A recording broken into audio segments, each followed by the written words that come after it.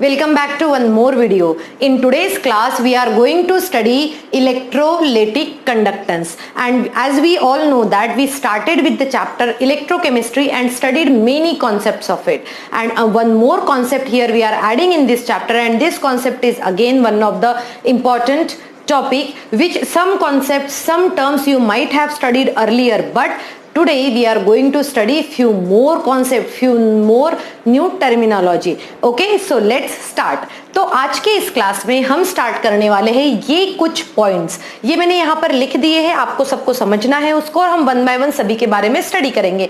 तो हमारा first concept जो रहेगा, जो हम स्टडी करने वाले हैं, वो है resistance, conductance, specific resistance, cell constant, conductivity, specific conductivity को ही स्पेसिफिक कंडक्टेंस भी कहा जाता है, molar conductivity, equivalent conductivity and relation between molar conductivity and equivalent conductivity.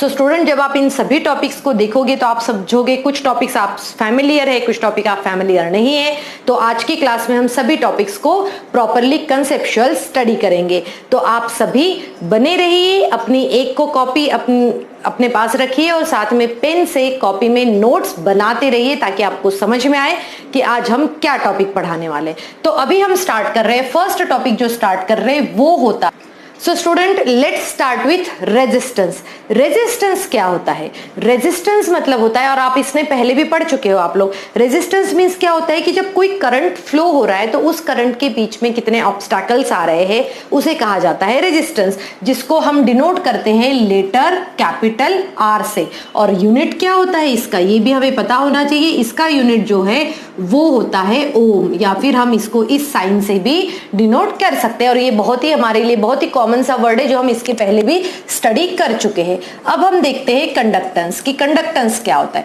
Conductance means क्या होता है कि कितने अच्छी तरीके से ease of flowing a current through that conductor is known as conductance. उसे हम कंडक्टेंस कहते हैं. भाई कितने आराम से विदाउट एनी ऑब्स्टैकल्स अगर कोई करंट फ्लो हो रहा है तो उसे कहा जाता है कंडक्टेंस, जिसको हम डिनोट करते हैं किससे? कैपिटल सी से. और हम ये भी देखेंगे कि कंडक्टेंस जो होता है ये हमेशा क्या होता है? Reciprocal of resistance. Reciprocal of resistance से हम समझ सकते हैं इसको, और साथ में हम इसका यूनिट भी लिख लेते हैं. यूनिट क्या होगा फिर यहाँ पर?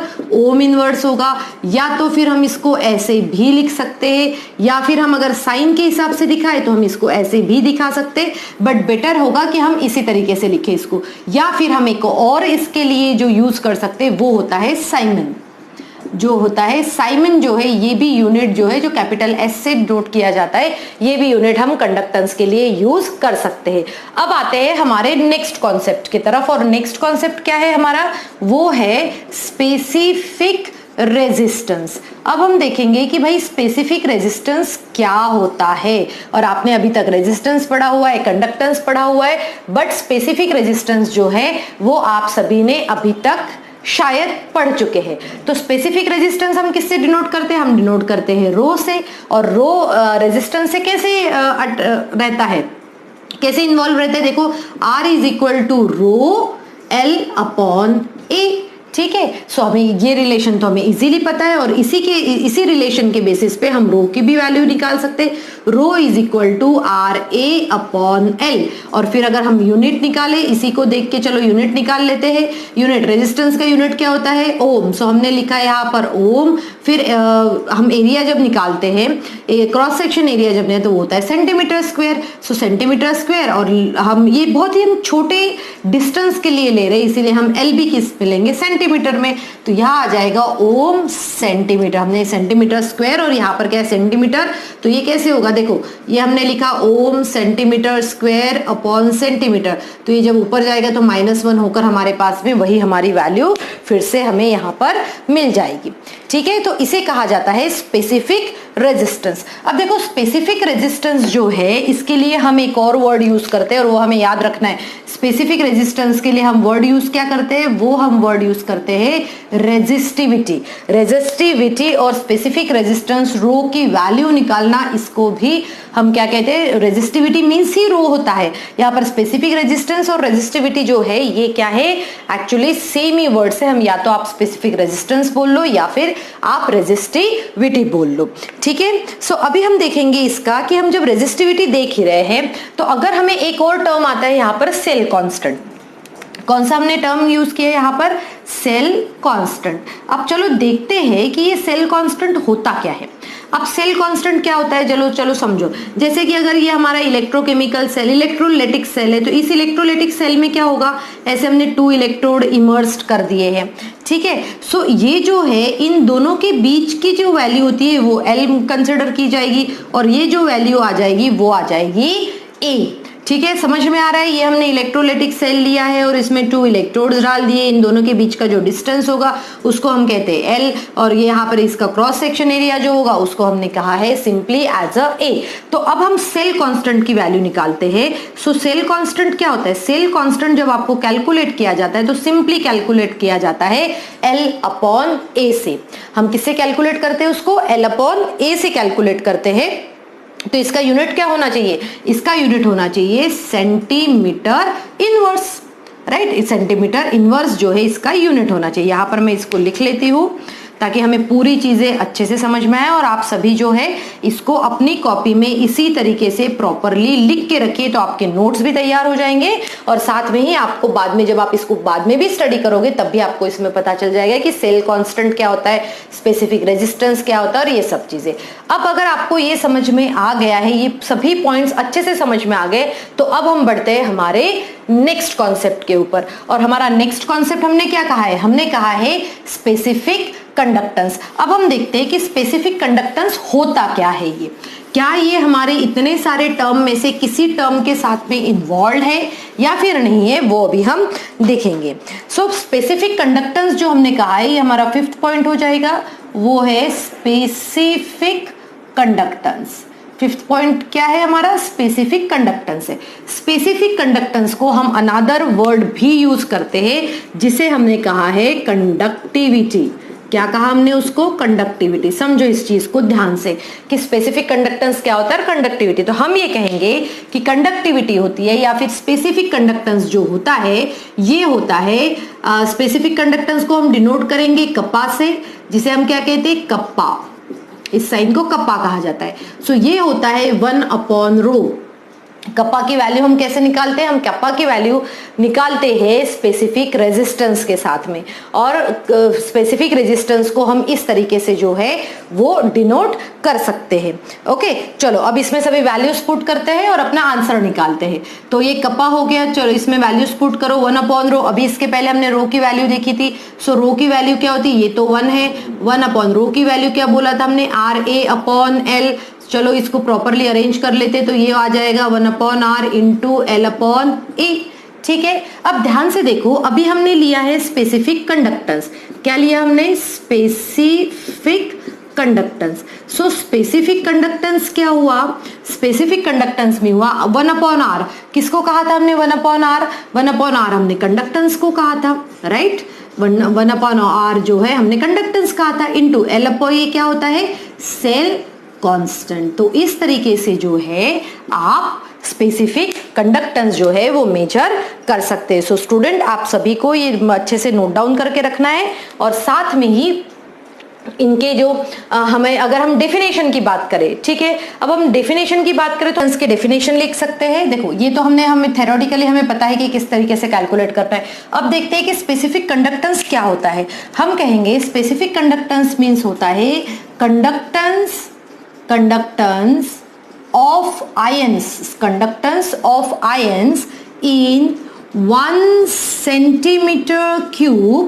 हमने कहा कि conductance of ions in 1 centimetre cube area.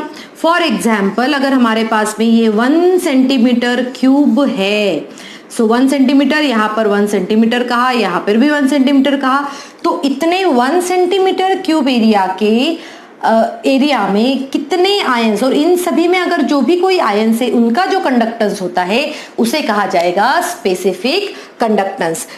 I hope आप सभी को ये समझ में आ रहा है और आप अपनी कॉपी में भी नोट डाउन कर रहे हैं।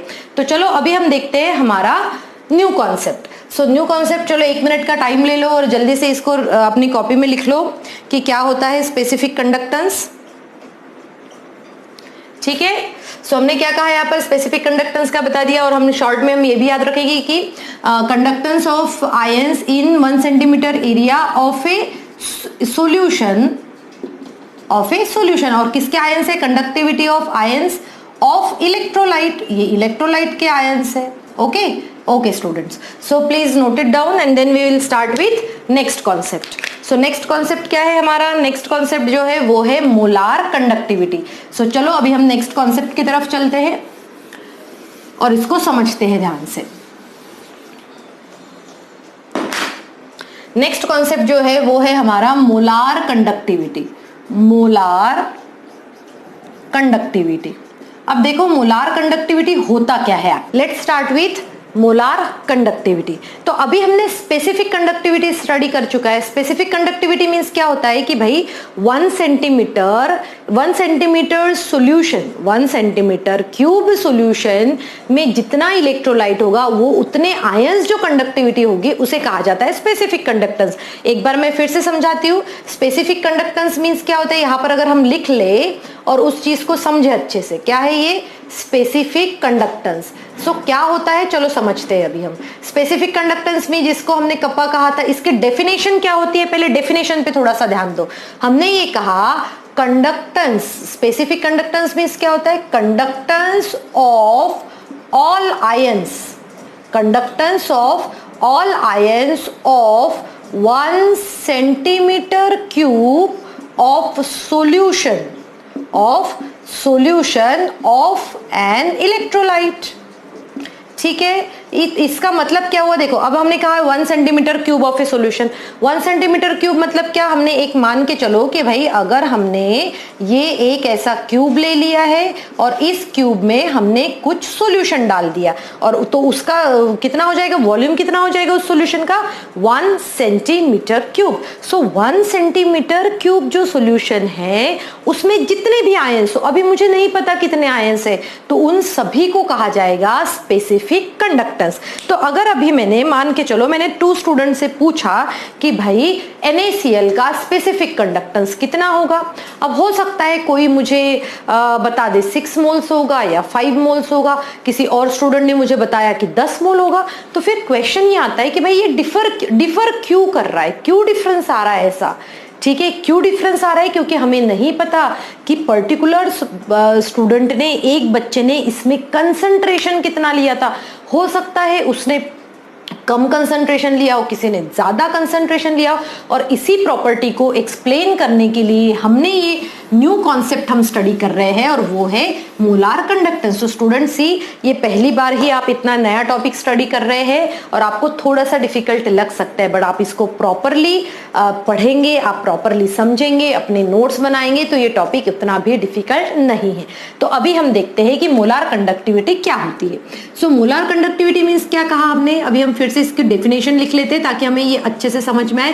कंडक्टेंस ऑफ ऑल आयंस, क्या कहा हमने, conductance of all ions furnished bye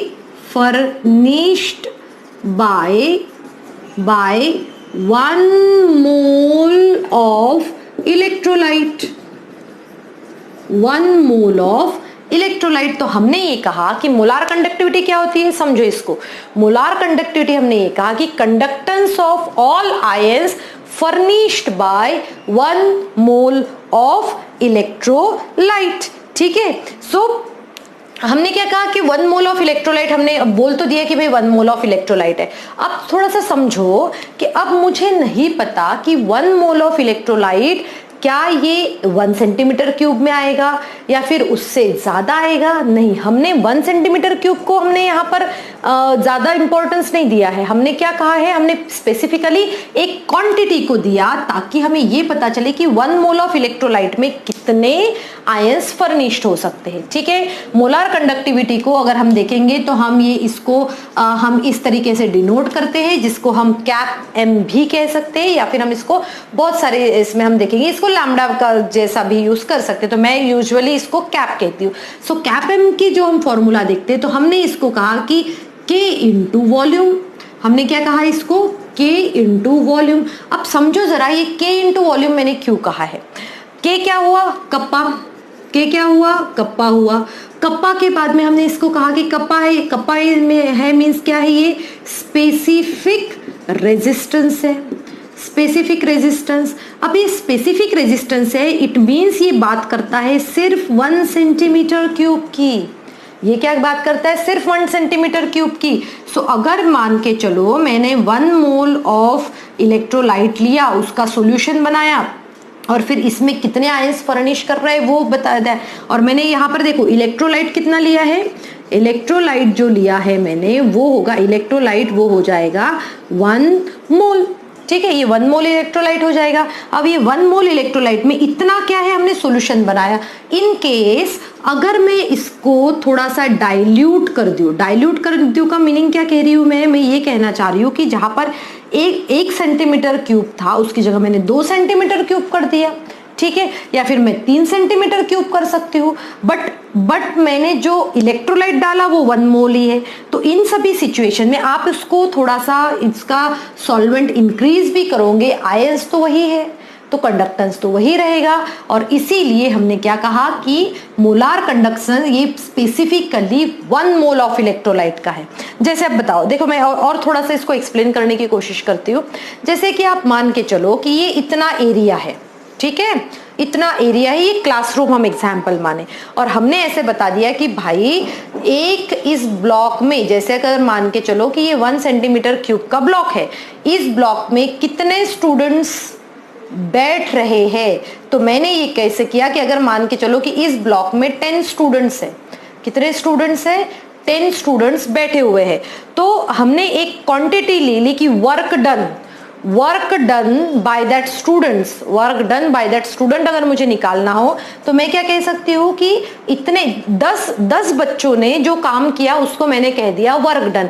अब ये आता है कि वो 10 बच्चे चाहे वो एक सिंपल से इस ब्लॉक में हो या फिर ये पूरे इसमें फैले हुए बैठे हो, तो जब ये चाहे पूरे इसमें फैले हुए बैठे हो या एक ब्लॉक में बैठे हो, इन सभी सिचुएशन में जो भी कुछ वर्क रहेगा उसे कहा जाएगा उस 10 स्टूडेंट्स का, मतलब हम स्पेसिफिकली किसके बेस्ड है, 10 स्टूडेंट्स के ऊपर। सिमिलरली 1 मोल ऑफ इलेक्ट्रोलाइट होना चाहिए, चाहे वो 1 क्यूब में हो, 2 क्यूब में हो, 3 क्यूब में हो या फिर 4 क्यूब में है। और इन सभी सिचुएशंस को स्टडी करने के लिए हमने यहाँ पर क्या वर्ड यूज किया है, सीधे सीधे हमने लिखा यहाँ पर वॉल्यूम। कंडक्टिविटी में हम स्पेसिफिकली क्या देखते हैं, 1 मोल ऑफ इलेक्ट्रोलाइट। तो यहाँ पर वॉल्यूम का मीनिंग क्या होगा, वॉल्यूम का यहाँ पर मीनिंग होगा कि वॉल्यूम, ये इस वॉल्यूम का मीनिंग क्या होगा वो समझो ध्यान से कि वॉल्यूम क्या है, द वॉल्यूम विच कंटेन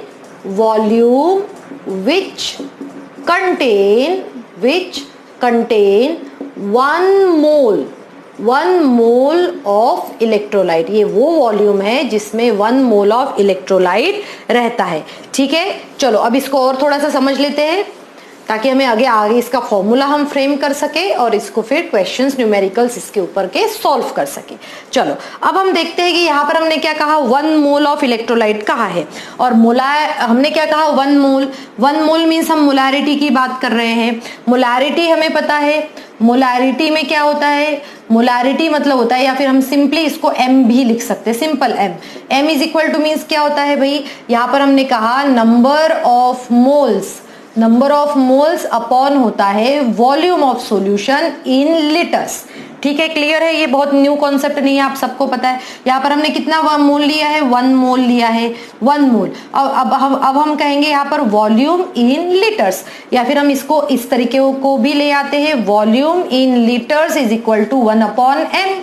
ठीक है, ये m मतलब हुई यहाँ पर मोलैरिटी। अब ये वॉल्यूम इन ml है, सॉरी वॉल्यूम इन लीटर है, और आपको पता है कि जब भी हम इलेक्ट्रोलाइटिक कंडक्टेंस की बात करें तो हम बहुत ही छोटी क्वांटिटी की बात करते हैं, तो ये किस में होना चाहिए, सेंटीमीटर में होना चाहिए। अब लीटर को अगर मुझे सेंटीमीटर क्यूब में कन्वर्ट करना है तो सिंपल सी बात है, तो अगर मुझे वॉल्यूम को किस में करना है, सेंटीमीटर क्यूब में करना है, तो मैं इसको क्या करूंगी 1/m इंटू 1000। ठीक है, और यही रिलेशन मैं यहां पर लिखती हूं ताकि हमें फाइनली हमारा फॉर्मूला मिले, that is cap m is equal to K stands for kappa into, हमने वॉल्यूम की जगह ये लिखा है और वो हो जाएगा 1000/m और स्टूडेंट ये जो है ये हम यूज कर सकते हैं न्यूमेरिकल्स में। सो आई होप आप सभी को ये समझ में आ गया है और आपने पॉज कर करके जहां पर आपको डाउट लग रहा था वो सभी कॉन्सेप्ट्स जो है अच्छे से आपने लिख लिए हैं। अब हम आते हैं, हमने ये कंसेप्ट क्लियर कर लिए हैं सभी। अब हम मोलार कंडक्टिविटी और अब हम आ रहे हैं इक्विवेलेंट कंडक्टिविटी के ऊपर। अब इक्विवेलेंट कंडक्टिविटी में और मोलार कंडक्टिविटी में बहुत ज्यादा डिफरेंस नहीं है, इसलिए ध्यान से देखो कि मैं यहाँ पर क्या क्या चेंज कर रही हूँ ताकि आपको वो कॉन्सेप्ट भी अच्छे से समझ में आ जाए। तो कौन सा है ये? Equivalent conductivity. अब देखो ये इक्विवेलेंट कंडक्टिविटी मींस क्या होता है? Conductance of all ions furnished bye 1 mole of electrolyte. अब यहां पर ये 1 मोल ऑफ इलेक्ट्रोलाइट की जगह होगा furnished bye 1 equivalence of a electrolyte. अब हम मोल, ग्राम मोल्स की बात नहीं कर रहे हैं, हम बात कर रहे हैं 1 equivalent moles of a electrolyte. हमने यहाँ पर यूज किया 1 equivalent moles of a electrolyte. So यहाँ पर चेंज क्या क्या हो रहा है? देखो यहाँ पर चेंज जो हो रहा है वो ये कैप एम की जगह आ जाएगा कैप EQ।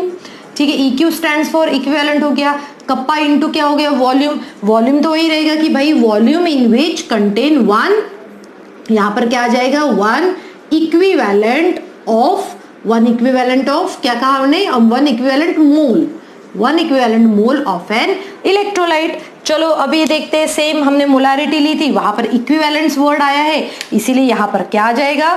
नॉर्मेलिटी आ जाएगा। क्या होगा ये? नॉर्मेलिटी। सो नॉर्मेलिटी होगा तो यहाँ पर n हो जाएगा, क्योंकि नॉर्मेलिटी को तो n से एक्सप्रेस करते हैं। फिर यहाँ पर ये भी n हो जाएगा।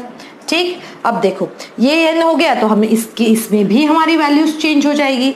वैल्यूज यहाँ पर EQ आ गया है और यहाँ पर ये क्या हो जाएगा? यहाँ पर आ जाएगा कैपिटल N। तो ये हमारा रिलेशन हुआ है इक्विवेलेंट कंडक्टिविटी के लिए। किसके लिए रिलेशन है ये हमारा? Equivalent conductivity. अब हम देखते हैं दूसरा रिलेशन। दूसरा रिलेशन किसके लिए है? मोलार कंडक्टिविटी के लिए। K इंटू 1000 अपॉन ये n कितना है? n की जगह हमने m लिया है यहाँ पर, और ये हो गया है हमारा मोलार कंडक्टिविटी। ये हो जाएगी हमारी मोलार कंडक्टिविटी। सो स्टूडेंट ये कॉन्सेप्ट ज्यादा डिफिकल्ट नहीं है, आपको एक कॉन्सेप्ट समझना है, that is molar conductivity. Equivalent conductivity आपको अपने आप से समझ में आ गई होगी। सो आप इसका स्क्रीनशॉट लेके रखिए और अपनी कॉपी में इसके नोट्स बना के रखिए। अब हम इसका जरूर देख लेते हैं कि इसके यूनिट्स क्या होने चाहिए। ठीक है, यूनिट्स क्या होने चाहिए वो भी देख लेते हैं दोनों सिचुएशन में। अगर हम यहाँ पर, चलो मैं इसको इरेज करती हूँ ताकि हम इसके यूनिट्स स्टडी कर सकें। तो यूनिट्स कैसे होते हैं? देखो अभी यूनिट्स, अभी हमारे यूनिट्स में कप्पा का यूनिट क्या होता है? हमें पता है कि या तो ओम इनवर्स ले सकते हैं हम, या फिर हम साइमन भी ले सकते हैं। तो हम सीधे सीधे साइमन सेंटीमीटर, और यहाँ पर इसका क्या आ जाएगा? मोल्स का क्या होता है? मोलारिटी का होता है मोल्स पर सेंटीमीटर क्यूब। आप इसको जब सॉल्व करोगे तो ये बन जाएगा Simon centimetre square mole inverse. Similarly इसके लिए भी हम यही यूनिट लिख सकते हैं, साइमन सेंटीमीटर स्क्वायर। सिर्फ इसमें क्या है? नॉर्मेलिटी है, इसीलिए आपको यहाँ पर लिखना पड़ेगा ग्राम इक्विवेलेंट। क्या आ जाएगा? Gram equivalent inverse. So student आप सभी ये नोट डाउन करके रखिए अपनी कॉपी में। फिर हम आते हैं हमारे लास्ट टॉपिक जो है टुडे, वो टॉपिक स्टडी करते हैं, वो है relation between molar conductivity and equivalent conductivity. Topic जो है वो है रिलेशन बिटवीन मोलार कंडक्टेंस को हम इस तरीके से कैप एम ये यूज कर सकते हैं, और यहाँ पर आ जाएगा cap EQ means equivalent conductance. अब इन दोनों का रिलेशन जो है अभी हम यहाँ पर स्टडी करेंगे। ओके, सो देखो अभी हमने इसके फॉर्मूलाज भी स्टडी कर चुके हैं, तो मैं इसको लिख लेती हूँ ऐसे, cap M upon cap EQ। तो ये हम कैसे लिखेंगे? देखो इसका फॉर्मूला हमने देखा था K into 1000 upon capital M upon यहाँ पर आ जाएगा K into 1000 upon small n। एक बार मैं फिर से बता दूं, K क्या होता है, कप्पा होता है, मोलारिटी, कप्पा एंड नॉर्मेलिटी। जब आप इसको सॉल्व करोगे हमें पता चलता है n अपॉन m। जैसे हमने इसको नॉर्मेलिटी कहा, नॉर्मेलिटी हम कैसे कैलकुलेट करते हैं, नॉर्मेलिटी हम कैलकुलेट करते हैं bye knowing the number of gram equivalents. कैसे निकालते हैं हम, number of gram equivalents upon volume of solution. ये हम फॉर्मूला हमें पता है। अब इस फॉर्मूला के नीचे इसका भी फॉर्मूला लिख लेते हैं। वो क्या है, number of gram moles, number of gram moles of A solute upon volume of solution. आप वॉल्यूम ऑफ सॉल्यूशन को इस तरीके से निकाल सकते हो। अब देखो वॉल्यूम ऑफ सॉल्यूशन तो यहाँ पर कट जाएगा, फिर इसके आगे हम देखते हैं अब क्या होगा। यहाँ पर हमने क्या किया, number of gram equivalents. Number of gram equivalents कैसे निकालते हैं, हम निकालते हैं by taking given mass upon क्या आ जाएगा, इक्विवेलेंट मास, इक्विवेलेंट मास। ठीक है, अब इसके साथ में हम नीचे का भी निकाल सकते हैं कि भाई नंबर ऑफ ग्राम मोल्स। इसके लिए भी हम कैसे लिखते हैं, हम लिखते हैं given mass upon molar mass, given mass upon molar mass, given mass cancel. अब इसके बाद वाला पोर्शन में यहाँ लिखती हूँ, तो देखो अगर ये कैंसिल हो गया तो फिर हम फिर से ये रिलेशन ले लेंगे, upon E Q is equal to, अब ये क्या हो जाएगा, ऊपर आ जाएगा, ध्यान से देखो, तो यहाँ पर आ जाएगा मोलार मास अपॉन क्या हो जाएगा, ये equivalent mass. Molar mass upon equivalent mass. Molar mass तो कैलकुलेट करने की और कोई मेथड होती नहीं है, इसीलिए हम मोलार मास लिखेंगे। और इक्विवेलेंट जो हम करेंगे लिखेंगे, वो हम लिखेंगे कि equivalent mass upon n factor. ठीक है, इक्विवेलेंट मास हम कैसे निकालते हैं, यहाँ पर हम ये लिखेंगे कि इक्विवेलेंट मास निकालते समय हमें चाहिए रहता है molar mass upon n factor. अब n फैक्टर क्या है, आप नॉर्मेलिटी में सभी लोग स्टडी कर चुके हैं, बट फिर भी मैं एक बार यहाँ पर भी बताऊंगी आपको। सो n फैक्टर हो गया। अब देखो इसको फिर से कैलकुलेट करो तो वैल्यू आंसर आ जाएगा आपका n। तो हम ये कहेंगे कि भाई इन दोनों के रिलेशन में जब आप देखो दोगे तो ये क्या आता है, n फैक्टर आता है। अब ये n फैक्टर होता क्या है, पहले ये समझो और उसके बाद में हम इस रिलेशन पे फिर से आएंगे। अब ये n फैक्टर क्या होता है, देखो ध्यान से, n फैक्टर होता है जैसे कि अगर कोई एसिड रहे, अगर कोई एसिड है तो हम क्या कहते हैं कि एसिड के ही जितने भी रिप्लेसेबल H प्लस आयन, या फिर हम आप इसको क्या कह सकते हो, आयोनाइजेबल भी कह सकते हो। रिप्लेसेबल H प्लस आयन्स जितने होते हैं उसे वो किसी एसिड के, इसके लिए अगर आपको याद है तो हमने ये टर्म यूज की हुई है, वो होता है बेसिसिटी। फिर अगर हम n फैक्टर बात करें बेस का, तो बेस में हम क्या कहेंगे, रिप्लेसेबल, बेस में आता है ये रिप्लेसेबल OH निगेटिव आयंस, जिसको आपने क्या कहा था, एसिडिटी। नॉर्मेलिटी वाले चैप्टर में हम ये सब कुछ पढ़ चुके हैं टॉपिक में, एक बार फिर से रिवाइज कर लो बस। रिप्लेसेबल OH और ये हो गया। फिर अगर n फैक्टर अगर हम किसी सॉल्ट की बात करें तो हम कहते हैं total charge on cation, total charge of cation. ठीक है, सो ये चार्ज जो हम इसके लिए, और वो हो जाएगा आपका n फैक्टर। अब मैं इसको समझाती हूँ किस तरीके से होगा।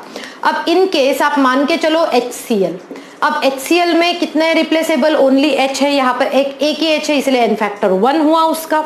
ठीक है, अगर आप मान के चलो H2 की बात करती हूँ मैं, H2SO4 की बात करती हूँ, इस सिचुएशन में कितने रिप्लेसेबल आयंस, 2 है H प्लस आयंस, इसीलिए इसकी वैल्यू 2 हो जाएगी। और साथ में ही अब ये तो हो गया एसिड। अब आते हैं बेस की तरफ, जैसे कि अगर अपन NaOH की बात करें तो NaOH में सिर्फ एक ही रिप्लेसेबल होता है, इसलिए इसकी वैल्यू 1 हो गई। आप MgOH होल ट्वाइस की बात करो तो 2 रिप्लेसेबल आयन से, इसलिए n की वैल्यू कितनी हो गई है, 2 हो गई है। अब सॉल्ट्स की बात करते हैं, सॉल्ट में हम बात करते हैं NaCl में कितना चार्ज होता है, नेट पॉजिटिव 1। सो इस सिचुएशन में इसकी वैल्यू 1 होगी। अगर हम CuSO4 की बात करें, ZnSO4 की बात करें, इनमें यहाँ पर +2 चार्ज होता है, यहाँ पर भी +2 चार्ज होता है, तो यहाँ पर इसकी वैल्यू भी होगी +2। सो स्टूडेंट, इस तरीके से जो है हम relation between molar conductivity and equivalent conductivity जो है हम स्टडी कर सकते हैं। एंड स्टूडेंट, आई होप आप सभी को जितने भी कॉन्सेप्ट्स मैंने समझाए, ये थोड़े से न्यू जरूर है, बट आप सभी को अच्छे से समझ में आ गए होंगे। Thank you students and have a good day ahead.